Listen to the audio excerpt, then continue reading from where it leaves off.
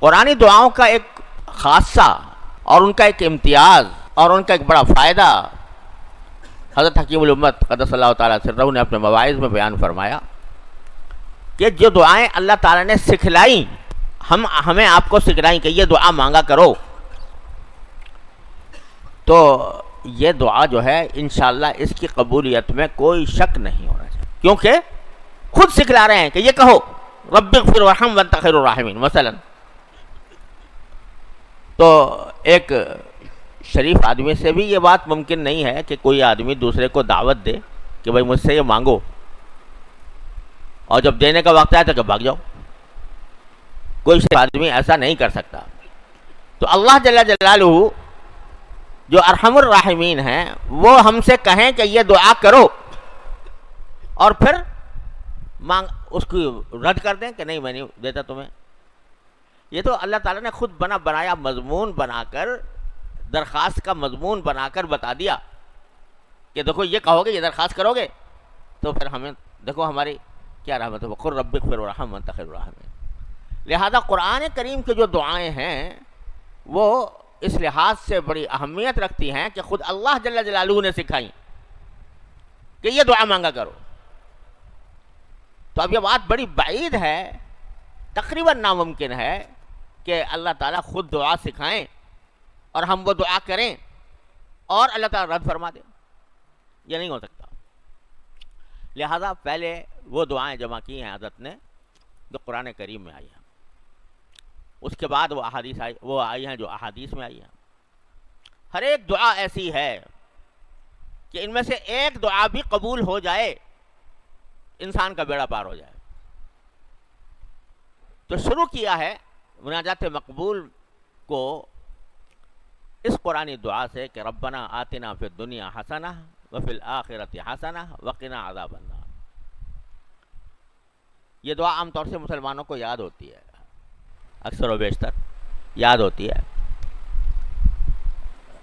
جن لوگوں کو نماز جنازے کی دعا یاد نہیں ہوتی وہ یہ پڑھتے رہتے ہیں۔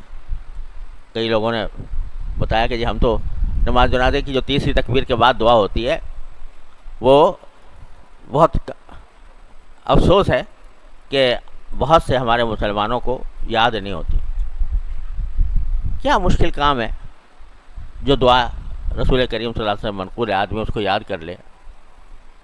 تو اب کیا ہوتا ہے کہ اتنی بڑا مجمع ہوتا ہے نماز جنازہ کا، لیکن اس میں وہ لوگ جو صحیح دعا کرتے ہوں جنازے سے مناسب، میرے خیال میں معدود چند ہی ہوتے ہیں۔ جو مدرسے سے تعلق ہے جس کا، مکتب سے کوئی تعلق ہے جس کا، وہ تو جانتا ہے، لیکن یہ ماشاءاللہ اعلیٰ تعلیم یافتہ حضرات جو کالجوں اسکولوں میں پڑھے، تو مجھے نہیں خیال کہ ان کو یہ دعائیں یاد ہوتی ہوں گی۔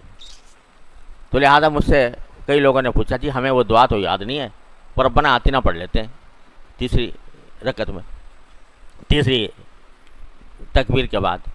چلو میں نے کہا پڑھ لو، یہی پڑھ لو، لیکن کوشش تو کرو، سیکھنے کی کوشش تو کرو۔ ایک مسلمان کو اگر نماز جنازہ نہ آئے تو کتنی بڑی یعنی سبکی کی بات ہے۔ عرب ممالک میں نے دیکھا کہ نماز جنازہ ہوتی ہے حرم میں تقریباً ہر نماز کے بعد، تو جو عرب لوگ وہاں کے باشندے ہیں وہ خوب دعائیں پڑھتے ہیں اور جنازے سے ہی دعائیں پڑھتے ہیں جو منقول ہے نبی کریم صلی اللہ علیہ وسلم۔ ایک نہیں، 2-3 ہیں، 3-4 ہیں، اور بھی زیادہ ہیں۔ ماشاءاللہ ہمارے پاکستانی بھائی جو ہیں وہ یا تو خاموش کھڑے رہتے ہیں یا ربنا آتنا پڑھتے رہتے ہیں۔ چلو نہ پڑھنے سے بہتر ہے، لیکن بہرحال یہ دعا اتنی مشہور ہے کہ ہر بندے کو تقریباً آتی ہے، ربنا آتنا فی الدنیا حسنہ۔ اور حدیث میں آتا ہے کہ نبی کریم سرورت عالم صلی اللہ علیہ وسلم کی اکثر دعا یہ ہوتی تھی، اکثر و بیشتر جو دعائیں مانگتے دعا مانگتے تھے وہ یہ مانگتے تھے ربنا آتنا فی الدنیا حسنۃ وفی الآخرۃ حسنۃ وقنا عذاب النار۔ اور یہ دعا درحقیقت قرآن ہی کی سکھائی ہوئی ہے۔ سورہ بقرہ میں اللہ تبارک و تعالیٰ نے فرمایا کہ جب حاجی لوگ وہاں سے عرفات سے واپس آتے ہیں تو پھر مزدلفہ میں جو المشعر الحرام ہے وہاں پر اللہ کا ذکر کرنا چاہیے کہ فَإِذَا أَفَضْتُم مِّنْ عَرَفَاتٍ فَاذْكُرُوا اللَّهَ عِندَ الْمَشْعَرِ الْحَرَامِ، جب عرفات سے واپس آؤ تو مشعر حرام یعنی مزدلفہ کے پاس اللہ کا ذکر کرو. فَاذْكُرُوا اللَّهَ عِندَ الْمَشْعَرِ الْحَرَامِ، اور كَذِكْرِكُمْ آبَاءَكُمْ أَوْ أَشَدَّ ذِكْرًا وَاذْكُرُوا اللَّهَ كَمَا هَدَاكُمْ، اور اللہ کا ذکر بھی اس طریقے سے کرو جس کا اللہ تعالیٰ نے تمہیں حکم دیا ہے، جس طرح کی ہدایت دی ہے ذکر کرنے کے طریقے کی وہ کرو. یعنی کہ اپنی طرف سے کوئی طریقہ گھڑ لیا اور اس کے پیچھے چل پڑے. وَاذْكُرُوا اللَّهَ كَمَا هَدَاكُمْ. پھر فرمایا کہ فَمِنْهُم مَّن يَقُولُ رَبَّنَا آتِنَا فِي الدُّنْيَا وَمَا لَهُ فِي الْآخِرَةِ مِنْ خَلَاقٍ. کچھ لوگ وہ ہیں جو وہاں اس مقام مقدس پر پہنچنے کے بعد بھی بس دنیا ہی کی چیز مانگتے رہتے ہیں. مجھے اولاد دے دے، مجھے نوکری دے دے، مجھے رزق دے دے، مجھے صحت دے دے، جتنی دنیا کی ضرورت ہے وہ مانگتے رہتے ہیں. منہم من یقول آتنا فی الدنیا وما لہ فی الآخرۃ من خلاق، آخرت میں اس کا کوئی حصہ نہیں ہوتا، وہی مانگتا رہتا ہے. جاہلیت کے اندر، زمانے جاہلیت میں جو لوگ حج کیا کرتے تھے، حج تو وہ بھی کرتے تھے، لیکن وہاں جا کر ایک تو جب پہنچتے مزدلفہ تو اپنے آباء و اجداد کے مناقب اور فضائل بیان کرنے شروع کر دیتے تھے. ہمارے باپ نے یہ کیا، فلاں جنگ لڑی، فلاں جنگ کے اندر اس کو فتح نصیب ہوئی، وغیرہ وغیرہ. ایک تو یہ کام کرتے تھے. تو قرآن کہتا ہے کہ وہاں جب اللہ تعالیٰ کا ذکر کرو کذکرکم آباءکم، جیسے تم اپنے ماں باپ دادوں کا ذکر کیا کرتے تھے، او اشد ذکرہ، یا اس سے بھی زیادہ اہتمام کے ساتھ اللہ تعالیٰ کا ذکر کرو. اور ذکر بھی کس طرح کرو، وَاذْكُرُوا اللَّهَ كَمَا هَدَاكُمْ، جو اللہ نے طریقہ بتایا اس کے مطابق ذکر کرو.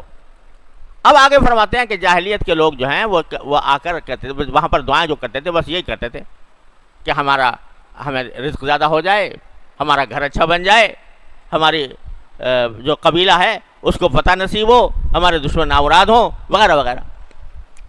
تو ربنا آتنا فی الدنیا وما لہ فی الآخرۃ من خلاق، آخرت میں اس کا کوئی حصہ نہیں ہوتا. ومنہم من یقول ربنا آتنا فی الدنیا حسنۃ وفی الآخرۃ حسنۃ وقنا عذاب النار. اور کچھ اللہ کے بندے ایسے ہوتے ہیں جو یہ کہتے ہیں کہ اے پروردگار ہمیں دنیا میں بھی اچھائی عطا فرمائیے اور آخرت میں بھی اچھائی عطا فرمائیے. تو اولئک لہم نصیب مما کسبوا، ان کو اللہ تبارک و تعالیٰ اپنی کمائی کا حصہ آخرت میں دیں گے. کمائی سے مراد اچھے اعمال کی کمائی. تو اللہ تعالیٰ فرما رہے ہیں کہ وہ بندہ انتہائی بے وقوف اور احمق ہے کہ جو جب بھی دعا مانگے تو بس دنیا ہی کے لیے مانگے، دنیا ہی کے لیے مانگے، بس کہ مجھے ملازمت مل جائے، مجھے رزق مل جائے، میرا گزارا اچھا ہونے لگے، میرا مکان اچھا بن جائے، مجھے گاڑی اچھی مل جائے، مجھے امتحان میں کامیابی مل جائے، مجھے ڈگری اچھی حاصل ہو جائے. بس سارا سوچ کا جو محور ہے وہ دنیا ہی دنیا ہے، بس وہی مانگتے ہیں. آخرت کی بات مانگیں کہ یا اللہ آخرت میں ہمارا انجام اچھا کر دیجئے، ہمارے گناہ معاف کر دیجئے، تو اس کی طرف دھیان ہی نہیں. تو اللہ تعالیٰ نے یہاں پر ان لوگوں کی مذمت کی ہے جو جب بھی مانگیں گے دنیا کی بات مانگیں گے، جب بھی مانگیں گے دنیا کی بات مانگیں گے، آخرت کے بارے میں کچھ نہیں.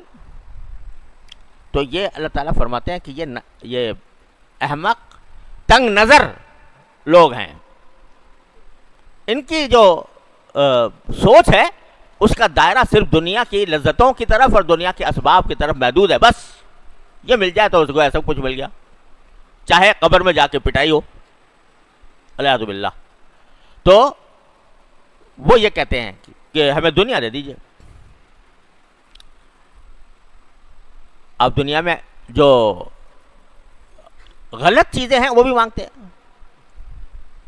ہمارے والد صاحب رحمۃ اللہ علیہ کے پاس ایک بزرگ آیا کرتے تھے، بڑے عمر رسیدہ تھے، جہاں دیدہ تھے، بڑے تاجر تھے، تہجد گزار تھے. تو کچھ عرصے کے بعد پتہ چلا کہ وہ وظیفے جو ہر وقت پڑھتے رہتے ہیں، تو وظیفے میں دعا یہ مانگتے ہیں کہ اللہ سٹے میں میرا جو ہے نمبر نکل آئے. وظیفے گھونٹ رہے ہیں رات کو تہجد میں اٹھنے کے بعد. کس کام کے لیے؟ کہ میرا سٹا جو ہے وہ کامیاب ہو جائے. اب یعنی آدمی کی جو سوچ ہے وہ اس طرف لگی ہوئی ہے العیاذ باللہ، دنیا کی طرف. اور ہم اپنے ذرا گریبان میں منہ ڈال کر دیکھیں تو ہماری خواہشات، ہماری امنگیں، ہمارے خیالات زیادہ تر اسی طرف چلتے ہیں کہ ہمیں دنیا کی نعمتیں حاصل ہو جائیں، لذت مل جائے، گھر مل جائے، گاڑی مل جائے، لوگوں میں ہماری شہرت ہو جائے، مقبولیت ہو جائے. بس اس طرف چل رہی ہیں. یہ تصور کہ وہ جنت ملے جس کی تفسیر قرآن کریم نے بیان فرمائی ہے کہ جو چاہو گے ملے گا، نہ خوف ہوگا نہ غم ہوگا، لا خوف علیہم ولا هم یحزنون. تو اس کا خیال، اس کی فکر، اس کی سوچ، اس کی امنگ، اس کا شوق یہ شاذ و نادر. تو قرآن کہتا ہے کہ وہ کہتے ہیں ربنا آتنا فی الدنیا وما لہ فی الآخرۃ من خلاق. آخرت میں کوئی حصہ ہی نہیں ہے. اللہ تعالی ہمیں ان میں شامل نہ فرمائے. اور حضور اقدس صلی اللہ علیہ وسلم نے یہ دعا بھی فرمائی، آگے آئے گی انشاءاللہ، کہ اللہم لا تجعل الدنیا اکبر ہمنا ولا مبلغ علمنا ولا غایۃ رغبتنا. اللہ ایسا نہ کیجئے کہ ہر وقت ہمارے دماغ پر دنیا ہی سوار رہے، اور اللہ ایسا بھی نہ کیجئے کہ ہماری علم کا مبلغ، علم کی انتہا بس دنیا ہی کے اوپر ہو جائے، اور ہماری ساری رغبت اور شوق کا مرکز جو ہے صرف دنیا ہی بنی رہے. تو ایسا نہ کیجیے گا. تو مذمت ہے ان لوگوں کی کہ ان کے دل و دماغ پر ہر وقت دنیا ہی مسلط ہے، اسی کی خواہش ہے، اسی کی امنگ ہے، اسی کا شوق ہے. آگے اللہ تعالیٰ فرماتے ہیں وَمِنْهُمْ مَن يَقُولُ رَبَّنَا آتِنَا فِي الدُّنْيَا حَسَنَةً وَفِي الْآخِرَةِ حَسَنَةً وَقِنَا عَذَابَ النَّارِ. تعریف کس کی؟ اس کی جو دنیا میں بھی حسنہ مانگے، اے اللہ دنیا میں بھی اچھائی عطا فرمائیے اور آخرت میں بھی اچھائی عطا فرمائیے. دنیا میں بھی اچھی چیزیں دیجئے، آخرت میں بھی اچھی چیزیں دیجئے. حسنہ ایک لفظ ہے چھوٹا سا، اور کائنات پوشیدہ ہے.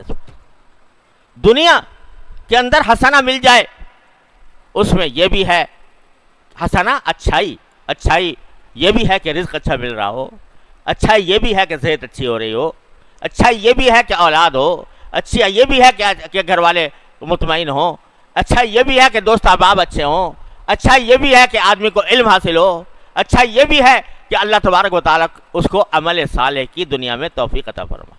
سب اچھائی. ایک چھوٹا سا لفظ 4 حرفوں کا حسنہ، ہا سین نون تا، اور اس میں ساری کائنات سمٹ آئی ہے. اچھا دوسری بات یہ کہ ذرا اس پر غور کرو کہ وہ جن لوگوں کی نگاہ دنیا کی حد تک محدود رہتی ہے، جب ان کا ذکر کیا ان کی دعا کا، تو وہاں پر کہا ربنا آتنا فی الدنیا وما لہ فی الآخرۃ من خلاق. وہاں حسنہ نہیں ہے. وہ تو دنیا کی اپنی مطلوبہ چیزیں مانگتے ہیں، ہمیں یہ مل جائے، وہ مل جائے، یہ مل جائے، وہ مل جائے، ہمیں اچھا گھر مل جائے، ہماری آمدنی بڑھ جائے، بینک بیلنس ہو جائے. اس میں اچھائی برائی کا تصور نہیں کہ حقیقت میں وہ اچھائی ہو، بلکہ ان کو اپنے ذہن میں کچھ مطلوبہ چیزیں گھر رکھی ہیں، وہ چاہے حلال ہو یا حرام ہو، والعیاذ باللہ، جائز ہو یا ناجائز ہو، اور وہ حقیقت میں مفید ہوں یا مفید نہ ہوں، وہ اپنی طرف سے گھر رکھی ہیں. یا اللہ دنیا میں ہمیں دے دے، چاہے سٹے کی رقم ہی دے دے، چاہے سود کی رقم ہی دے دے، لیکن دے دے، دنیا میں پیسے دے دے. ہمیں جو سکھایا قرآن نے، کہا کہ نہیں، دنیا میں ضرور مانگو، بے شک مانگو، دنیا بھی مانگو، لیکن دنیا میں حسنہ مانگو، اچھائی مانگو. اچھائی جس چیز میں ہو دنیا کے اندر اللہ وہ عطا فرمائیے. اب اچھائی جو ہے نا، یعنی اگر اللہ مال دیں آپ تو حلال دیں، رزق عطا فرمائیں تو حلال عطا فرمائیں، صحت عطا فرمائیں تو صحت ایسی ہو کہ جو آپ کے کاموں میں استعمال ہو. اللہ علم عطا فرمائے تو علم کی حقیقت عطا فرمائے. تو ایک مختصر لفظ میں دنیا کی ساری اچھائیاں جمع کر دیں. آپ ذرا سوچو کہ اگر اللہ تعالیٰ ہماری یہ دعا قبول فرمائے ربنا آتنا فی الدنیا حسنہ، تو کیا رہ گیا؟ دنیا کے اندر جتنی اچھی چیزیں ہیں وہ سب آ گئیں، اور اس میں جہاں مادی چیزیں آ گئیں وہاں روحانی چیزیں بھی. اللہ تبارک و تعالی حسنہ عطا فرمائے دنیا میں، نیک اعمال کی توفیق عطا فرمائے، اپنے ذات کے ساتھ تعلق عطا فرمائے، تعلق مع اللہ عطا فرمائے، اپنا قرب عطا فرمائے، اپنی دھن میں لگے رہنے کا جذبہ عطا فرمائے. اللہ تبارک و تعالی یہ سب دنیا میں عطا فرماتا. ربنا آتنا فی الدنیا حسنہ. کیا کہے گا کوئی؟ کیا دعا مانگے گا جو ایک لفظ کے اندر قرآن نے بتا دیا ربنا آتنا فی الدنیا حسنہ وفی الآخرۃ حسنہ. اور اللہ آخرت میں بھی اچھائی دے دیجئے. کیا اچھائی؟ کہ جو کچھ آپ نے دنیا میں کرنے کی توفیق عطا فرمائی اس کا صلہ جو آپ نے مومنین کے لیے جس کا وعدہ فرمایا ہے وہ عطا فرمائیے. آخرت میں جنت عطا فرمائیے، اپنی رویت اپنا دیدار عطا فرمائیے، اپنی جنت کی نعمتیں عطا فرمائیے جو آپ نے قرآن کے ربنا آتنا ما وعدتنا علی رسولک، جو آپ نے پیغمبروں کے ذریعے آپ نے وعدے فرمائے ہیں کہ یہ دیا جائے گا وہ دیا جائے گا. اللہ ہم وہ سب مانگتے ہیں، وہ ہمیں دیجئے. اور فی الآخرۃ حسنہ، آخرت کے اندر بھی حسنہ دیجئے. اب حسنہ میں بھی آخرت کی ساری نعمتیں شامل ہو گئی. اب ذرا سوچو کہ اللہ تبارک و تعالیٰ نے جتنی چیزیں اس میں جنت میں رکھی ہوئی ہیں تو وہ تو ایسی ہیں کہ جن کے بارے میں حدیث میں آتا ہے کہ ما لا عین رأت ولا اذن سمعت ولا خطر علی قلب بشر. نہ کسی آنکھ نے کبھی دیکھی، نہ کسی کان نے اس کے بارے میں سنا، نہ کسی بشر کے قلب پر ان کا خطرہ گزرا. ایسی نعمتیں ہیں. اب اگر ہم یہاں بیٹھ کے مانگیں تو اپنے محدود سوچ کے مطابق جو اچھی چیزیں نظر آتی ہیں وہ مانگیں گے. یا اللہ ہمیں پانی پلا دیجیے گا، ہمیں کھانا اچھا دے دیجیے گا، ہمیں جو رہائش کے آپ نے جنات تجری من تحتہا الانہار ہے وہ عطا فرما دیجیے گا. زیادہ یہ کہہ دیں گے. لیکن جو اس نے چھپا کر رکھی ہوئی ہے بندوں کے لیے، للذین احسنوا الحسنى وزیادہ، ایک تو حسنہ اور اوپر سے کچھ اور زیادہ اور کچھ اور. وہ کچھ اور ایسے اجمال کے ساتھ فرمایا قرآن کریم نے. کہہ رہے کیا تم سمجھو گے وہ کیا چیز ہے؟ ہم ہی جانتے ہیں کہ کیا اور کیا دیں گے. حسنہ وزیادہ. لہم ما یشاؤون فیہا ولدینا مزید. ان کو جو چاہیں گے وہ ملے گا جنت میں، جو چاہیں گے ملے گا. اور ولدینا مزید، ہمارے پاس کچھ اور بھی ہے. کیا مطلب؟ کہ ایسی چیز ہے تو تمہارے حاشے خیال میں بھی نہیں گزری. تم چاہو گے، کیا چاہو گے؟ تمہاری چاہت جو ہے وہ تو اپنے خوشی مادی لذتوں کی طرف چلی جاتی ہے کہ جنت میں جاویں گے تو بڑا مزہ ہوئے گا، اور وہاں پر اچھے باغات ہوں گے، مناظر اچھے ہوں گے، جنتیں ہوں گی، نہریں بہ رہی ہوں گی، اور شہد کی نہریں ہوں گی اور دودھ کی نہریں ہوں گی، اور وہ پئیں گے اور مزہ کریں گے.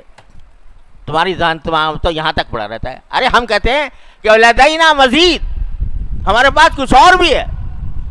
وہ کچھ اور حسنہ میں داخل ہے. وہ حسنہ ربنا آتنا فی الدنیا حسنہ وفی الآخرۃ حسنہ. تو ہم دنیا کی اندر بھی حسنہ مانگتے ہیں، آخرت میں بھی حسنہ مانگتے ہیں. بتاؤ ذرا، آپ ذرا سوچو کہ اللہ تعالیٰ جب دنیا میں حسنہ دے دے، آخرت میں بھی حسنہ دے دے، کیا رہ گیا؟ کوئی دنیا کی آخرت کی حاجت ایسی نہیں ہے جو اس میں موجود نہ ہو. ایسی چیز سکھا دی قرآن کریم نے. اور جو خود سکھا رہا ہے ارے یوں کرو تو کیا محروم کر دے گا؟ منگوا کر کہہ رہے ہیں کہ یہ وہ لوگ ہیں اچھے جو یہ دعا مانگتے ہیں کہ دنیا بھی دے دے، آخرت بھی دے دے. اولئک لہم نصیب مما کسبوا، ان کو اللہ تعالیٰ حصہ دیں گے ان کی کمائی کا. تو رد کر دیں گے؟ انشاءاللہ کبھی رد نہیں ہوگی. اخلاص کے ساتھ مانگو، سوچ سمجھ کر مانگو. ربنا آتنا فی الدنیا حسنہ وفی الآخرۃ حسنہ.